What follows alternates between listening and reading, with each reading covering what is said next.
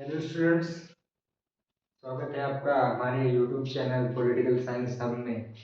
और आज की क्लास में हम करने वाले हैं पॉलिटिकल साइंस का most important topic that is articles. हमारे कॉन्स्टिट्यूशन में कौन कौन से आर्टिकल मेंशन हैं, उनमें से हम कुछ इम्पोर्टेंट आर्टिकल्स आज की क्लास में डिस्कस करने वाले हैं जो तरह तरह के कॉम्पिटेटिव एग्जाम्स में पूछे जाते हैं। जो भी कॉम्पिटेटिव एग्जाम्स की प्रिपरेशन कर रहा है या सीयूईटी पीजी की प्रिपरेशन कर रहा है या सीयूईटी यूजी पॉलिटिकल साइंस या फिर यूजीसी नेट पॉलिटिकल साइंस की प्रिपरेशन कर रहा है, उसके लिए ये जो टॉपिक है आर्टिकल्स, ये बहुत इम्पोर्टेंस रखता है। तो आज की क्लास में हम जितने भी इम्पोर्टेंट आर्टिकल्स हैं जो एग्जाम से पूछे जाते हैं वो सारे वन बाय वन डिस्कस करेंगे। सबसे पहले हम आपको बता दें कि अगर आप इस चैनल में आ गए हैं तो सबसे पहले इस वीडियो को लाइक करें और जो भी कॉम्पिटेटिव एग्जाम की प्रिपरेशन कर रहा है या जो भी बच्चा ह्यूमैनिटीज स्ट्रीम में इंटरेस्ट रखता है उसके साथ इसको शेयर कर दें। और साथ में आप हमें हमारे इंस्टाग्राम हैंडल ह्यूमैनिटीज वाले प्रिंस सर में आप हमें फॉलो कर सकते हैं। और ऐसे ही फ्यूचर में पॉलिटिकल साइंस से रिलेटेड वीडियोस देखने के लिए आप इस चैनल से जुड़ सकते हैं। हम अब अपना टॉपिक स्टार्ट करते हैं।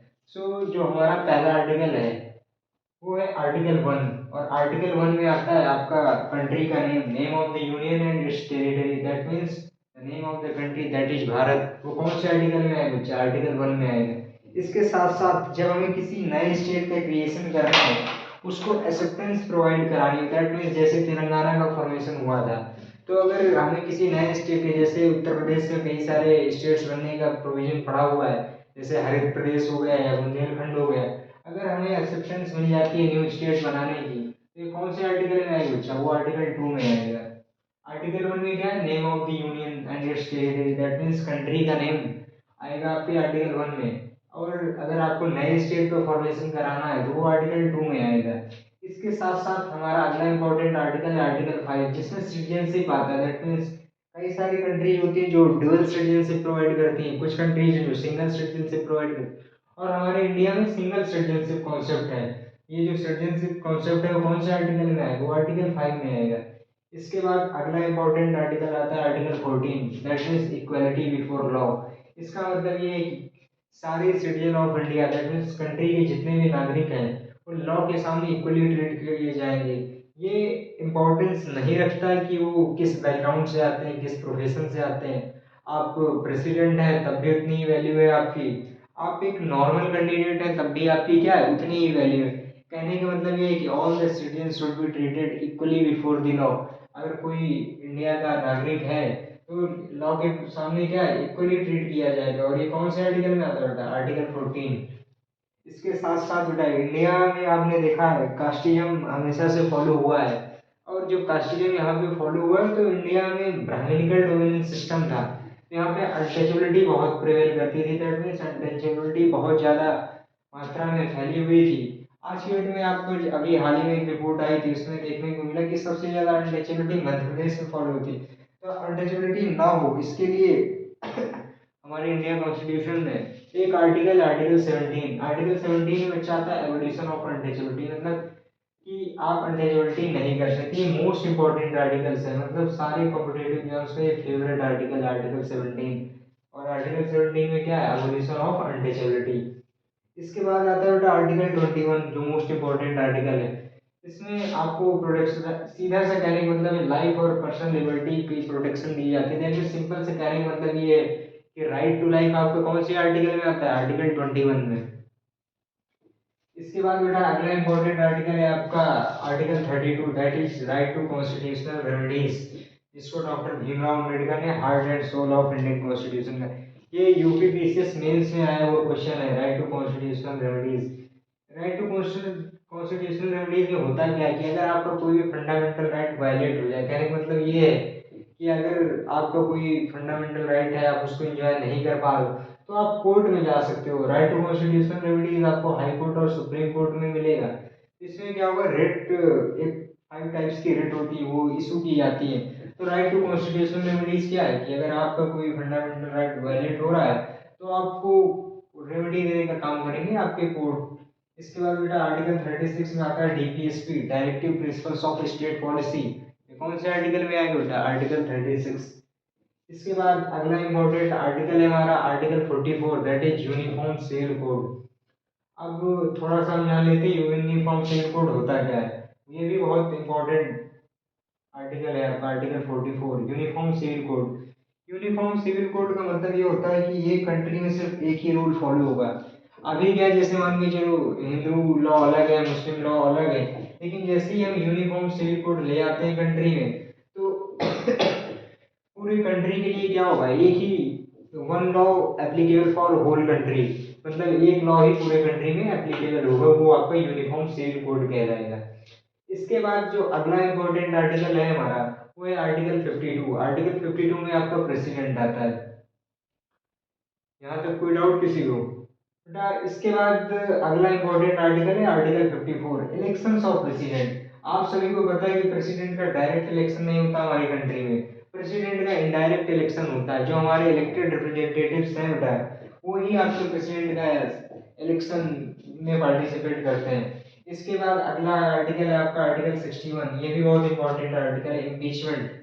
इम्पीचमेंट एक प्रोसीजर होती है जिससे हम प्रेसिडेंट हैं जो आपके, उनको उनके पोस्ट से हटा सकते हैं। और इम्पीचमेंट के प्रोसेस से ही आपके जजेस भी हटाए जाते हैं। तो कहने का मतलब ये कि इम्पीचमेंट कौन से आर्टिकल में आता है, आर्टिकल 61 में आता है। और ये बेटा पार्लियामेंट में लाना पड़ेगा इम्पीचमेंट, अगर आपको किसी प्रेसिडेंट को हटाना है। देन इसके बाद अगला इंपॉर्टेंट आर्टिकल है आपका article 63, that is vice president. कहने का मतलब ये कि आर्टिकल 63 ये बात कहता है कि आपकी कंट्री में एक वाइस प्रेसिडेंट होना चाहिए। अब वाइस प्रेसिडेंट होना चाहिए तो इसका इलेक्शन भी होगा, तो इसका भी इनडायरेक्ट इलेक्शन होता है, और ये आर्टिकल 66 में आता है, इलेक्शन ऑफ वाइस प्रेसिडेंट। इसके बाद बच्चा अगला इंपॉर्टेंट आर्टिकल है आर्टिकल 72। अब आर्टिकल 72 क्या होता है, इसमें पार्डनिंग पावर होती है प्रेसिडेंट के पास। पार्डनिंग पावर कहने का मतलब ये है कि अगर मान लो किसी कैंडिडेट के लिए कोई पनिशमेंट प्रोविजंस हाई कोर्ट या सुप्रीम कोर्ट ने दे दिया, तो उसकी पनिशमेंट को कम करने का या खत्म करने का पावर किसके पास होता है, वो आपके प्रेसिडेंट के पास होता है। और ये कौन से आर्टिकल में आता है, ये आर्टिकल 72 में आता है। अब इसके बाद अगला इंपॉर्टेंट आर्टिकल है बच्चा आपका article 76, that is attorney general of India. और अटॉर्नी जनरल ऑफ इंडिया कौन होता है बच्चा, इंडिया का हाईएस्ट लॉ ऑफिसर होता है। कहने का मतलब ये है कि इंडिया में सबसे बड़ी लॉ ऑफिसर की पोस्ट जो है वो आपकी अटॉर्नी जनरल है। दैट मीन्स अटॉर्नी जनरल क्या है, हाईएस्ट लॉ ऑफिसर।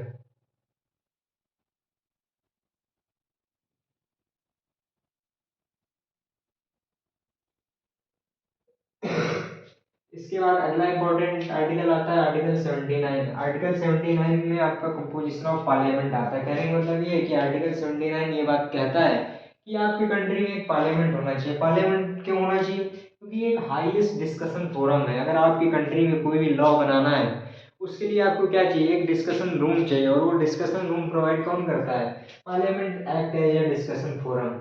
अब इसके बाद बेटा अगला आर्टिकल है आर्टिकल 80। आर्टिकल 80 किसकी बात करता है, आर्टिकल 80 आपके राज्यसभा की बात करता है। इसके बाद आता है आपका अगला आर्टिकल आर्टिकल 81, और आर्टिकल 81 आपका लोकसभा की बात करता है। इसके बाद अगला मोस्ट इंपॉर्टेंट आर्टिकल है आपका आर्टिकल 110। ये बेटा यूपीपीएससी पेट का आया हुआ क्वेश्चन है, मनी बिल्स। और ये हो सकता है इस बार यूपी पुलिस में भी आ जाए। मनी बिल आपके कौन से आर्टिकल में आता है, आर्टिकल 110। और ये सिर्फ लोकसभा में इंट्रोड्यूस किया जाता है मनी बिल। मनी बिल आपका राज्यसभा में इंट्रोड्यूस नहीं किया जाता है। तो यहाँ तक क्लियर हुआ आप सभी को?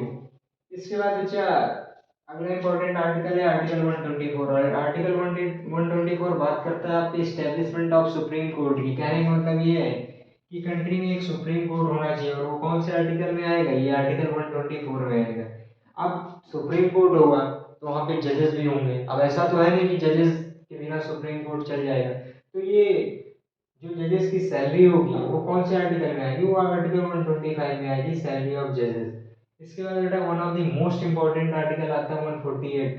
और 148 में कौन सा आर्टिकल होता है बेटा, CAG, controller and auditor general of India. CAG वो कौन से आर्टिकल में आएगा, वो आर्टिकल 148 में आएगा। इसके बाद अगला आर्टिकल है 149, जिसमें duties and power of CAG बताया गया कि मतलब सीएजी की क्या पावर है, क्या ड्यूटीज है, क्या उसके काम है। ये कौन से आर्टिकल में आएगा, ये आर्टिकल 149 में आएगा। इसके बाद बेटा स्टेट की बात करें तो स्टेट के लिए एक आर्टिकल है 153। 153 ये बात कहता है कि there should be governors on every state मतलब गवर्नर्स ऑफ स्टेट की बात हम कौन से आर्टिकल में कर रहे हैं, वो आर्टिकल 153 पे हम गवर्नर्स ऑफ स्टेट की बात कर रहे हैं। इसके बाद बेटा highest officer of the state advocate general of the state, कहने का मतलब ये है कि स्टेट में सबसे हाईएस्ट ऑफिसर कौन होगा, वो आपका एडवोकेट जनरल होगा। और वो कौन से आर्टिकल में आएगा, वो आर्टिकल 165 पे आएगा। इसके बाद बेटा अगला आर्टिकल है आर्टिकल 214। आर्टिकल 214 में ये होगा कि high court for the state, मतलब स्टेट में हाई कोर्ट होनी चाहिए।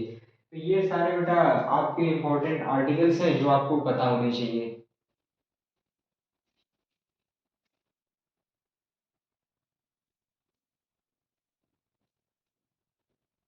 अब हमने बात कर ली थी कि स्टेट में हाई कोर्ट्स होने चाहिए। इसके बाद अगला इंपॉर्टेंट आर्टिकल आता है आपका, जो है आर्टिकल 280। आर्टिकल 280 किस चीज की बात करता है बेटा, वो फाइनेंस कमीशन की बात करता है कि कंट्री में एक फाइनेंस कमीशन होना चाहिए। ये आपका one of the most important article है जो एग्जाम में पूछा जा सकता है। वो कौन सा आर्टिकल 280 है। आर्टिकल 280 किसकी बात करता है, आर्टिकल 280 फाइनेंस कमीशन की बात करता है। इसके बाद अगला आर्टिकल आता है article 300 A, that deals with right to property. Article 300 A किसकी बात करता है, article 300 A right to property की बात करता है। हमारे यहाँ क्या प्रोसीजर है राइट टू प्रॉपर्टी के, दैट मीन्स यहाँ पे इनहेरिटेंस लॉ लगता है कि फादर की प्रॉपर्टी में कौन इनहेरिट करेगा, उसके बच्चे, सन या डॉटर। तो ये क्या है, राइट टू प्रॉपर्टी आपका आर्टिकल 300 ए में आता है। इसके बाद बच्चा अगला इंपॉर्टेंट आर्टिकल है आर्टिकल 312। आर्टिकल 312 किसकी बात करता है, ऑल इंडिया सर्विसेज। आपके इंडिया में ऑल इंडिया सर्विसेज कितनी बेटा, तीन ही है। कौन कौन सी है, IAS, IPS and Indian forest service. ये क्या है, ऑल इंडिया सर्विसेज है आपकी। इसके बाद सारी सर्विसेज आपकी सेंट्रल सर्विसेज आती हैं। इसके बाद अगला आर्टिकल है बेटा आर्टिकल 315। और आर्टिकल 315 किसकी बात करता है, यूनियन पब्लिक सर्विस कमीशन या स्टेट पब्लिक सर्विस कमीशन की बात करता है। कहने का मतलब ये कि article 315 deals with public service commission, कि कैसे यहाँ पे पब्लिक सर्विस कमीशन किस चीज का सिलेक्शन करता है, सिविल सर्विसेज का सिलेक्शन करता है। इसके बाद जो अगला आर्टिकल है वो है आर्टिकल 320। 320 किसकी बात करता है, functions of the public service commission की, पब्लिक सर्विस कमीशन के फंक्शंस क्या है, कैसे ये काम करेगा, इस चीज की बात कौन सा आर्टिकल करता है, आर्टिकल 320। इसके बाद one of the most important article article 324, election commission of India. Article 324 किसकी बात करेगा, इलेक्शन कमीशन ऑफ इंडिया की। दैट मीन्स कि कंट्री में एक इलेक्शन कमीशन होना चाहिए। और इलेक्शन कमीशन का काम क्या होता है, पूरे कंट्री में इलेक्शन कंडक्ट कराना, फ्री एंड फेयर इलेक्शन होने चाहिए एक प्रॉपर पीरियड ऑफ टाइम के बाद। पार्ट सीट्स का एलोकेशन कैसे होगा, कौन सी कॉन्स्टिट्यूंसी किस कैटेगरी रिजर्वेशन में जाएगी, ये सारा काम आपका इलेक्शन कमीशन का है। इसके बाद बेटा अगला आर्टिकल आता है आर्टिकल 343। आर्टिकल 343 बात करता है official language of the union, that means country की ऑफिशियल लैंग्वेजेस कौन कौन सी हैं, इसकी बात करेगा आर्टिकल 343। इसके बाद अगला इंपॉर्टेंट आर्टिकल है आपका 345।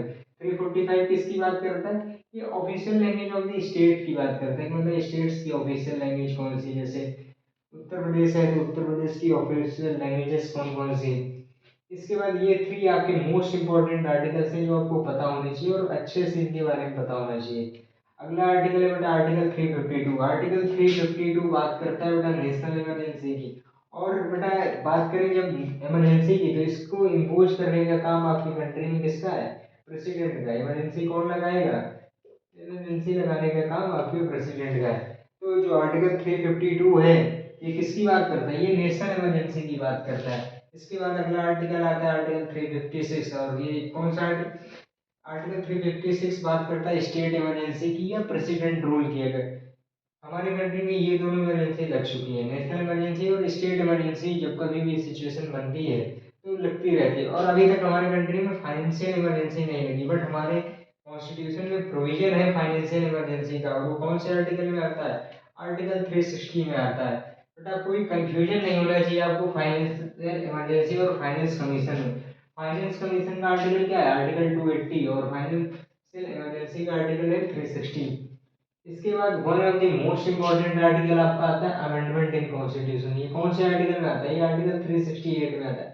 आर्टिकल 368 ये बात कहता है कि अगर हमें कभी कॉन्स्टिट्यूशन में अमेंडमेंट की जरूरत पड़ रही है तो हम अमेंडमेंट कर सकते हैं। ऐसा नहीं कि एक बार कॉन्स्टिट्यूशन में रूल बन गया तो बन गया। अगर हम जब चाहे अकॉर्डिंग टू सिचुएशन, तो हम कॉन्स्टिट्यूशन में क्या कर सकते हैं, अमेंडमेंट कर सकते हैं। और अमेंडमेंट कौन से आर्टिकल में आता है, आर्टिकल 368। इसके बाद अगला और सबसे इम्पोर्टेंट आर्टिकल है आर्टिकल 370। आर्टिकल 370 किसकी बात करता है, आर्टिकल 370 बात करता है special provisions for Jammu and Kashmir. Jammu and Kashmir के मुद्दे की जब भी बात होगी तो कौन से आर्टिकल की बात हो रही है वहाँ पे, आर्टिकल 370। इसके बाद अगला इंपॉर्टेंट आर्टिकल है आपका 371 है। 371 ये बात करता है special provisions for the Nagaland. Nagaland state के लिए अगर कोई भी बात होगी वो कौन से आर्टिकल में आएगी, वो आएगी आर्टिकल 371 ए। इसके बाद अगला इंपॉर्टेंट आर्टिकल है आपको 371 जे। ये 371 जे बात करता है बच्चा आपका special provisions for Hyderabad and Karnataka. तो बेटा ये है आपके सारे इंपॉर्टेंट आर्टिकल्स जो सारे कॉम्पिटेटिव एग्जाम से पूछे जाते हैं। चाहे आपका वो यूपीएससी हो, स्टेट पीएससी हो, एसएससी हो, या फिर कोई भी कॉम्पिटेटिव एग्जाम हो, या कई बार बोर्ड्स एग्जाम में भी 10th 12th के ये सारे कुछ आर्टिकल्स पूछे जाते हैं। जैसे बोर्ड एग्जाम में लास्ट ईयर क्लास 10th में आर्टिकल 324 इलेक्शन कमीशन के बारे में पूछा गया था। और कहने का मतलब ये है कि ये मोस्ट इम्पॉर्टेंट टॉपिक है आपकी क्लास का। तो इसको आप अपने दोस्तों के साथ जो इस चीज़ की प्रिपरेशन कर रहे हैं उसके साथ शेयर कर सकते हैं। और आप हमारे यूट्यूब चैनल को सब्सक्राइब कर सकते हैं फॉर फ्यूचर अपडेट्स। और इसके बाद आपको किस टॉपिक की वीडियो चाहिए वो आप कमेंट सेक्शन में बता सकते हैं। और आप हमें हमारे इंस्टाग्राम हैंडल पे फॉलो कर सकते हैं बच्चा। और वो हमारी आईडी है ह्यूमैनिटीज़ वाले प्रिंसर।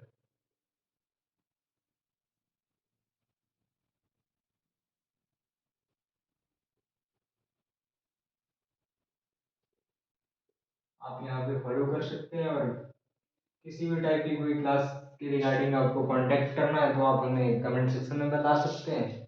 And thank you so much for watching this video. Keep learning, keep achieving. Thank you so much.